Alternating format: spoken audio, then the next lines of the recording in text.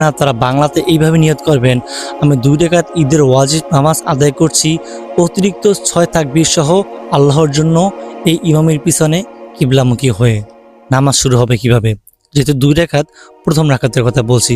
প্রথম তাকবীর তাহরিমা আল্লাহু আকবারের মাধ্যমে নামাজ শুরু করবে, সাধারণভাবে যেভাবে নামাজ শুরু করা হয়।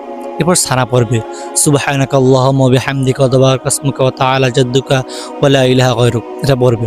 এরপর অতিরিক্ত 3টি তাকবীর দেওয়া হবে। প্রথম তাকবীরের পর হাত ছেড়ে দেওয়া হবে, দ্বিতীয় তাকবীরের পরও, তৃতীয় তাকবীরের পরও হুবহু হাত ছেড়ে দেওয়া হবে এবং চতুর্থ তাকবীরের বেলায় হাত বেঁধে ফেলা হবে। একটা কথা মনে রাখবেন, জানাজা নামাজে হাত ধরে রাখা হয় এবং ঈদের নামাজে হাত ছেড়ে দেওয়া হয়। আচ্ছা, এবার ইমাম সাহেব কিরাত পড়বে, সূরা ফাতিহা পড়বে এবং তার সাথে অন্য সূরা মিলাবে। এরপর রুকু সেজদা, স্বাভাবিকভাবে অন্য যে সকল নামাজ আদায় করে হুবহু ওইভাবেই নামাজ আদায় করা হবে। আচ্ছা প্রিয় দর্শক, প্রথম রাকাত তো শেষ হলো, এবার দ্বিতীয় রাকাত। দ্বিতীয় রাকাত ইমাম সাহেব সেজদা থেকে উঠে কিরাত পাঠ করবে, সূরা ফাতিহা অন্য সূরা মিলাবে।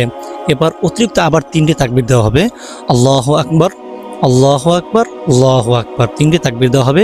চতুর্থ তাকবীরের বেলায় রুকুতে চলে যাবে। নামাজ শেষ হলো। নামাজ শেষে ইমাম সাহেব খুতবা দিবে, এটি শোনা সুন্নত। খুতবা শেষে সবাই পরস্পর কোলাকুলি ও শুভেচ্ছা বিনিময়